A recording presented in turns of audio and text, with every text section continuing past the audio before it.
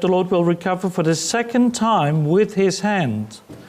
Now there are some translations that don't indicate a second time, and if you've got one of those translations, you might want to check the Hebrew. And so God will with his own hand recover for the second time his people. And where will they come from? From Assyria, Egypt, Patrush, Cush, Elam, Shinar, Hamad, from the islands of the sea. If you look at verse 12 at the concluding statement, it says from the four corners of the earth. Well, a second time, how many times before that can you have? One. It's not rocket science. So when the Jewish people came back from Babylon, where did they come back from? Babylon, and nothing else. So that was not a fulfillment of this prophecy. This prophecy only started to become fulfilled for the first time in about 1880 up to today. Because that's the regathering of the Jewish people back to the land. And God in the book of Ezekiel explains this, that he will regather them, Ezekiel 20, 24, and later on in the book of Ezekiel, for two reasons, in wrath and for wrath. He will gather them together so that his glory may be seen through them. The purpose is to bring them back to himself and for himself. And he doesn't do this because Israel is such a righteous people. I wish. God will have to regather them a second time because at that point they will be saved, because they at that point will listen to them. But in the book of Ezekiel, in verse 22, Ezekiel 36, 22, it says, "Therefore say to the house of Israel, thus says the Lord God, it is not for your sake, O house of Israel, that I am about to act, but for my holy name, which you have profaned amongst the nations." God is fulfilling the promises despite his people. He will do that because he loves his people and he will keep his promises. And so he will bring them back as a saved people in the millennial kingdom. Now we're not in the millennial kingdom yet, so today they are gathered together in and for wrath. Now the promise of the land, Jed, the promise of the land, there will be one land. In the book of Ezekiel, it gives you the boundaries, and the boundaries are from Lebo Hamad in the north to Kadesh in the south. Now that's a bit of a problem, because if you would have read all of the promises of the land covenant, you would have seen that it was much bigger. The promise to Abraham in Genesis 15 includes the territory of the Hittites. Now the Hittites at the time of Abraham were in Asia Minor, or what we call today Turkey. Not only that, in Isaiah 19, verse 18, it says that there will be 5 cities in Egypt that will be speaking Hebrew. They'll be speaking the language of Canaan. So, how is God going to deal with this? Well, I don't know. It may be that the top part, where the Hittites were at the time, will be given just to one or the 2 princes, maybe to Abraham and Isaac, while the bottom part, below Kadesh, will be given over to Jacob. I don't know. But this would be the fullest extent of the land grant that God made to Abraham.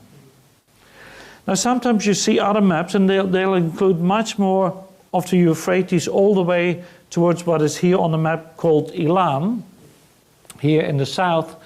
That's a little bit of an overstatement. God has promised also land to other peoples. And so, for instance, in the book of Joshua, we know that he has promised the land, and Joshua declares that they cannot take the land of Edom and Moab because that was given over to the children of Lot. And so there is land that is not included in that. So this is a fairly accurate map based on the descriptions.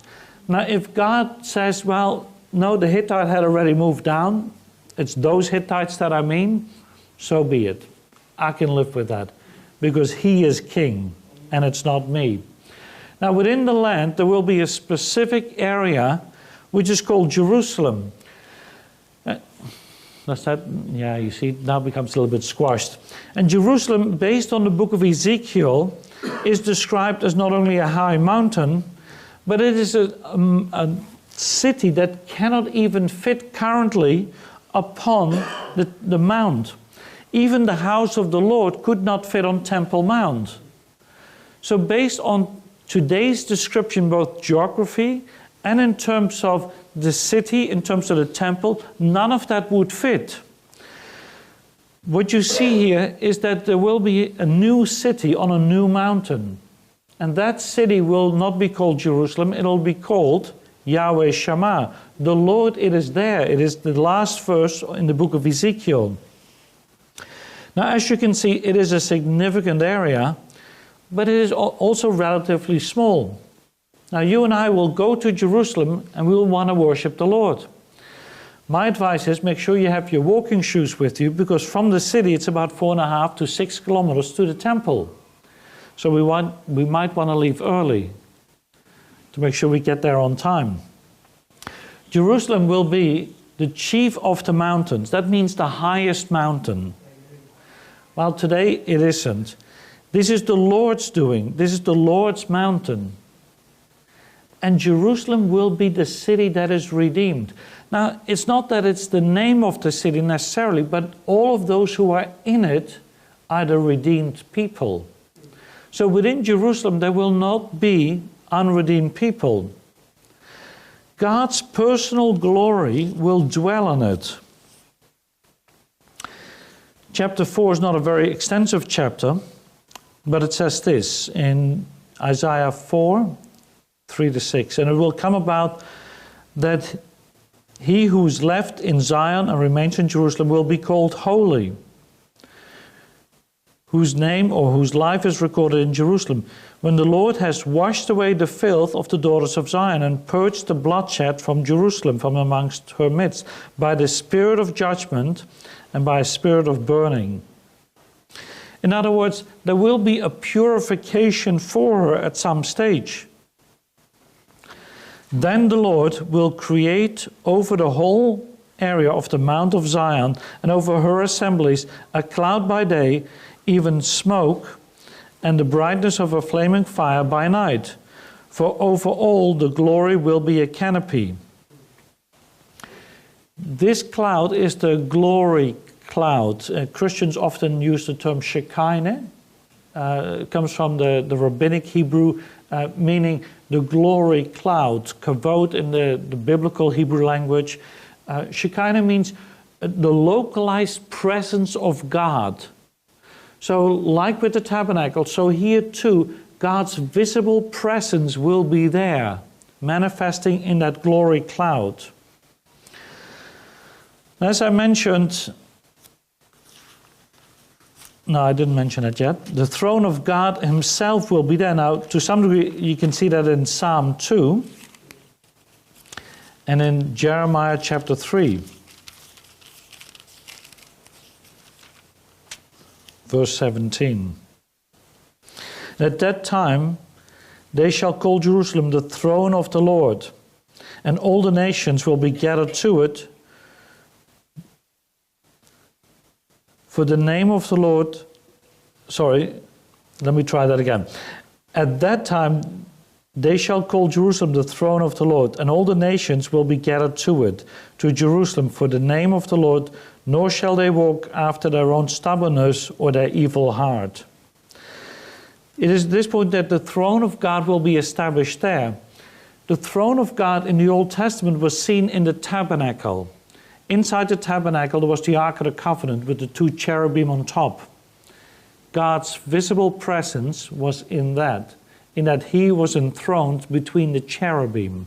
So here too, that's what we see. Now the Ark of the Covenant will not be there at that time, but God's throne will be. There's the naming of the gates and of the city in the book of Ezekiel. And again, the book of Zechariah does the same, what we saw earlier. God is doing this not because of who they are. God is doing this because of who he is. We have to remind ourselves consistently with this. Book of Zechariah, chapter 1. Because God is exceedingly zealous for Jerusalem and for Zion. The word zealous in the Hebrew, it's the same as, it's the word kana, zealous or jealous is the same word. When it's used of God, it's never in a negative. So while we might have the word jealous, it's not because he is jealous of something, it's more that he is zealous. And so it is a righteous jealousness in that sense. And he repeats this consistently, that he is zealous for her and for his land, for his people. And so he's doing this because of who he is.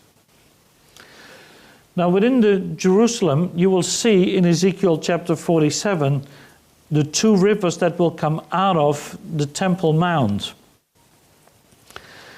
Now this river, at the moment in Jerusalem, there is no river. This river will be a life-giving river. The river will split into two, coming out of Jerusalem, going east and west. And most rivers only go one way, but this will go two ways. And what it will do, it will bring life to the Dead Sea. On the next slide, you will see some references. And so Ezekiel chapter 41, the prophet is brought back to the door of the house, and behold, water was flowing from under the threshold of the house, going east and going west. This is the purification waters that God will bring himself from here. Now, Jerusalem has no river. It is a dry place in itself. There are springs underneath, including Temple Mount. But God is bringing life to the city. And when he does so, he will make, therefore, as it says in Psalm 46, glad the streams of God, and make glad the city of God. It is because of what he is doing.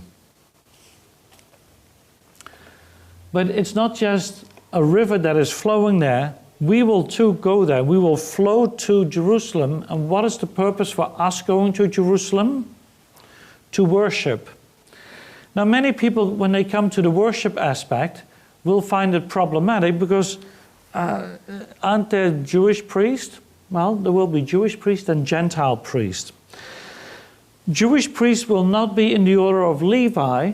They will too be the same order. Christ will be then our high priest, and he's in the order of Melchizedek, not in the order of Levi. So our worship will be distinct from and different from the old. But there will be Jewish priests who come from that line, just as there will be Gentile priests. Now Phinehas, and you'll all remember the story, it's my favorite story in the book of Numbers. Remember the story? He got a covenant of peace from God. Why? Because he killed two people. Why did he kill them? Because they were making an abomination right inside Israel. Therefore, behold, I will give him my covenant of peace, and it shall be for him that his descendants after him a covenant of perpetual priesthood, because he was zealous for his God and made atonement for Israel. So the descendants of Phinehas, not all Levites, not all priests of the old order will automatically come in. Only some. The same in the book of Ezekiel, chapter 44. Only those of the line of Zadok will come in. Why? Because he stood with David. Therefore he is distinct. But it's not just for Jewish priests, there will also be Gentile priests. Now in the Old Testament period, no Gentile could come in. If this was the sanctuary, you could come as far as the court of the Gentiles and not further. Then there would be a barrier, and on the barrier it said, if you go past this barrier and you're caught, you will die. You may be executed. And the Romans took away execution rights from the Jewish people with one exception, and that is the one exception. If any Gentile, including a Roman soldier, was caught inside that barrier, he was allowed to be executed by the Jewish people. That's how seriously they took this. Now in the book of Isaiah, chapter 56, it says this. 56, it should say verse 4, including verse 4. For thus says the Lord, to the eunuch who keeps my Sabbath and who chooses what pleases me, who holds fast to my covenant, to them I will give in my house and within my name a memorial and a name that is better than sons and daughters. And I will give him an everlasting name which shall not be cut off. They are called the servants of God in verse 6, and they will keep fast to the covenant and to the Sabbath. Now today we are not under Mosaic law, so we don't have to keep the Sabbath. And it seems that the Sabbath will come back at that stage. But today we have that freedom. But not only is this man here described as a Gentile, he's described as a eunuch. In other words, one who's been castrated. On both accounts, he should be excluded from the priesthood. And God says, in the millennial kingdom, that is no barrier. What is it that you need to do? Hold fast to what God is doing at that time. That's the point that he's making. Now, it doesn't mean that you can all be uncircumcised in the kingdom, because that's not the case. Now, there will be 2 circumcisions required, and we see that in the book of Ezekiel. And I do have a long knife with me.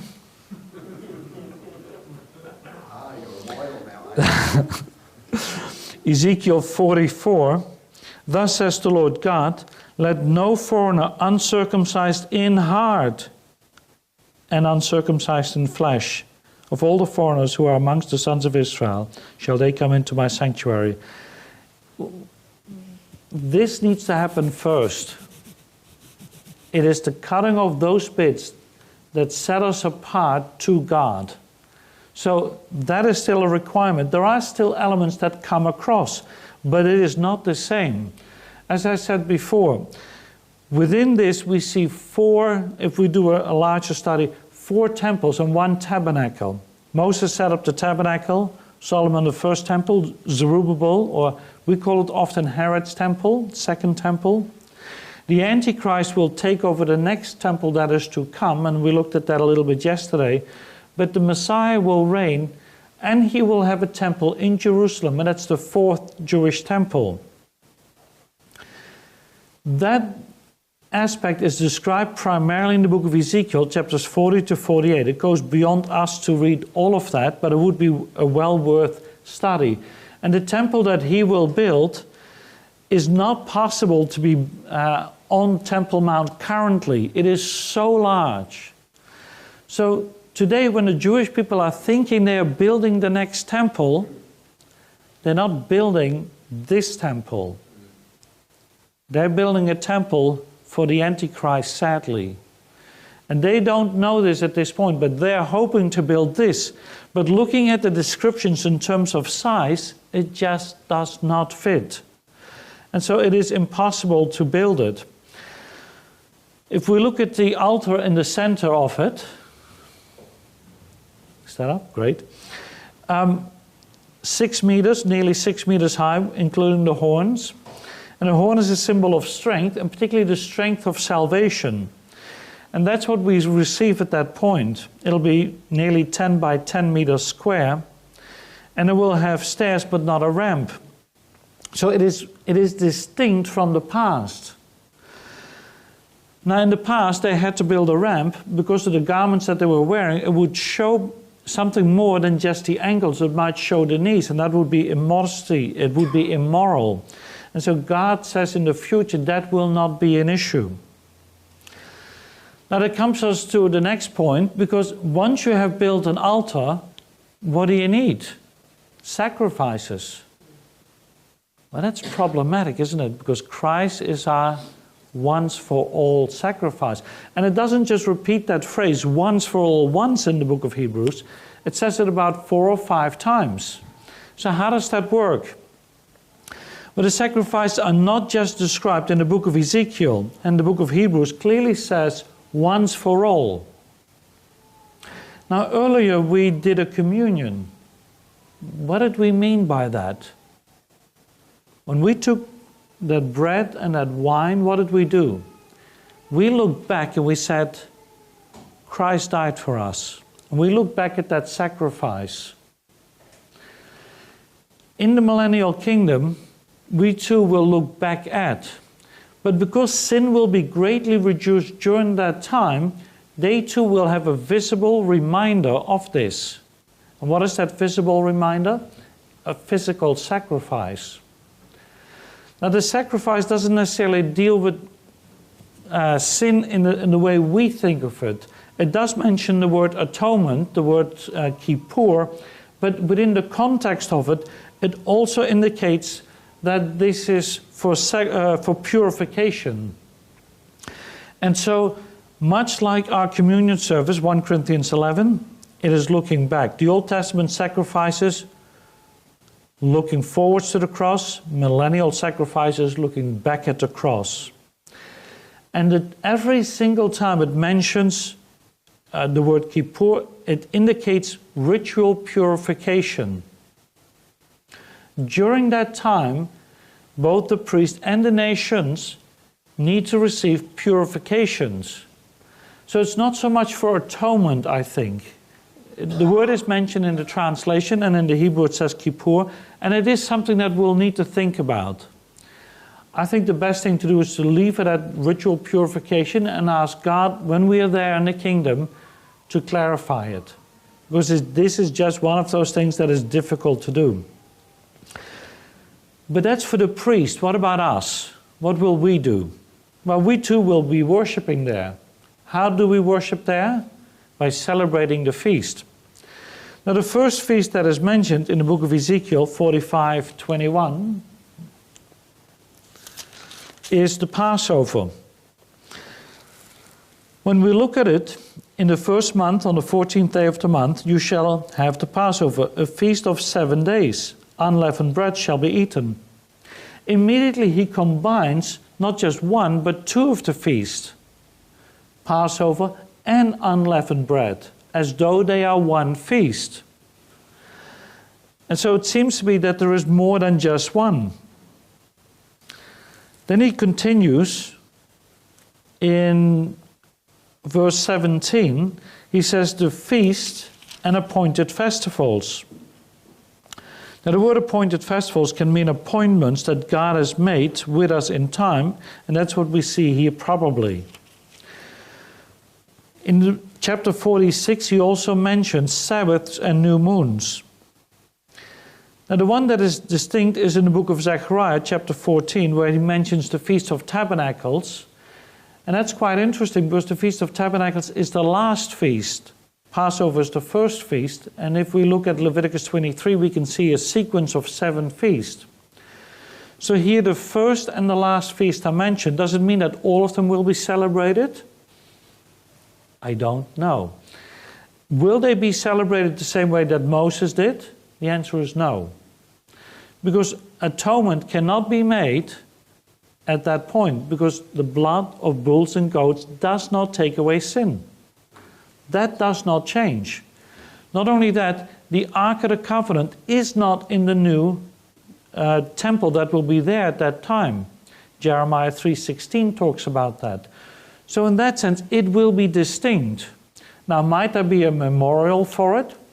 Possible. But will it be the same as then? The answer is no. Now, will all the people go up to Jerusalem? No, but they will all need to send a delegation.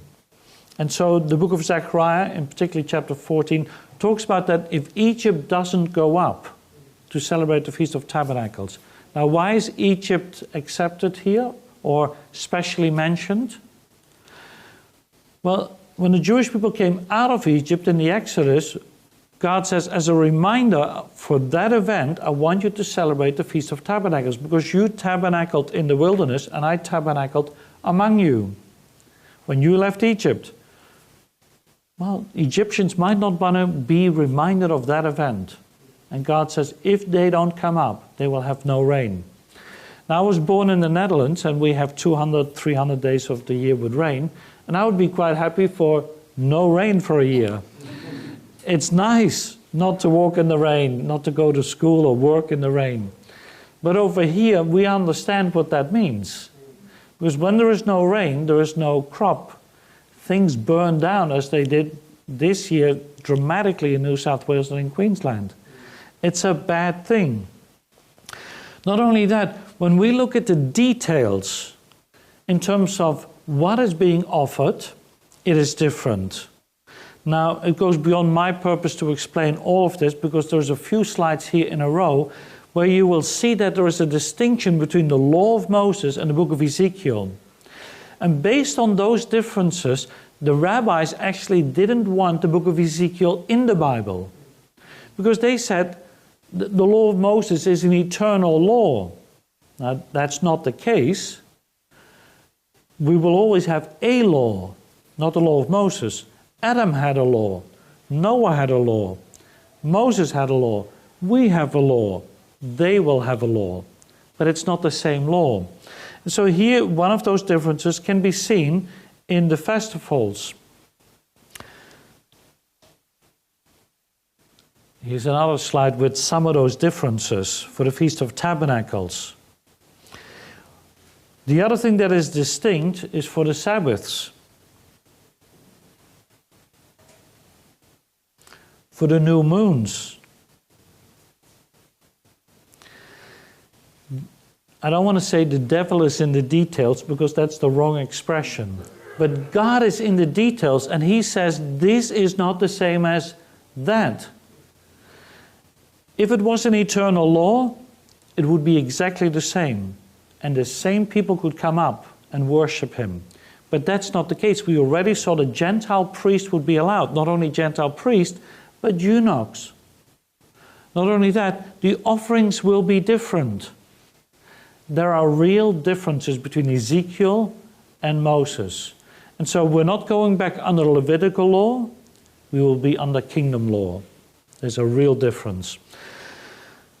Now, I mentioned briefly already that God's glory will be there. God's glory is very significant because it actually indicates His presence. Now behold, in chapter 43, the glory of the God of Israel was coming from the way of the east. Now, earlier in the book of Ezekiel, in chapter 20, the glory of God leaves. But now, he sees the glory coming back. Not only does it come back, but the glory fills the whole house. Now, within the millennial kingdom, the eastern gate will be permanently shut as a symbol that God's glory will not leave again. God's glory will be permanently there during the millennial kingdom. God is permanently there. And so in chapter 44, verses 1 and 2, it indicates that the gate that is facing towards the east is shut. It will not open. And so God's glory will never leave again at that point. Now, there is one more aspect, and that's the reversal of the curse. Because at this point we're only in the millennial kingdom, only a part of the curse is reversed. When we are in eternity, which is past the millennial kingdom, at that point the reversal is permanent. But during the millennial kingdom, much of the curse will be reversed. Now, the curse was pronounced in Genesis 3:15, and to some degree we are still suffering under that. When you and I go to work, what do? We sweat. That wasn't a part of the original. Things became hard and difficult. Childbirth became difficult. Relationships became difficult. The ground was cursed. A whole lot of things will be changed in the millennial kingdom. In the millennial kingdom, there will be a significant change, but not a total reversal. Why? Because Satan will be locked up for 1,000 years. At the end of the 1,000 years, he'll be released, but at this point, he will no longer be able to influence people. Now, people will still have a sinful nature, and those that are born in the kingdom still have a sinful nature. They will still need to commit themselves to the Lord to be saved. They're saved the same way as you and I, by faith through grace. Isaiah 24, verses 21. So it will happen on that day that the Lord will punish the host of heaven on high and the kings of the earth. They'll be gathered together like prisoners in a dungeon, and they will be confined in prison. And after many days they shall be punished. Here we see that what John later on then declares the 1,000 years for, that the host of heaven, that's a reference to the angelic realm. They will be confined. And who with them? The kings of the earth who were coming with them. They will be locked up. Now, when they are locked up, what will abound with us? Holiness, righteousness. And so in Isaiah 52, awake, awake, clothe yourself in your strength, O Zion, clothe yourself in the garments of beautiful.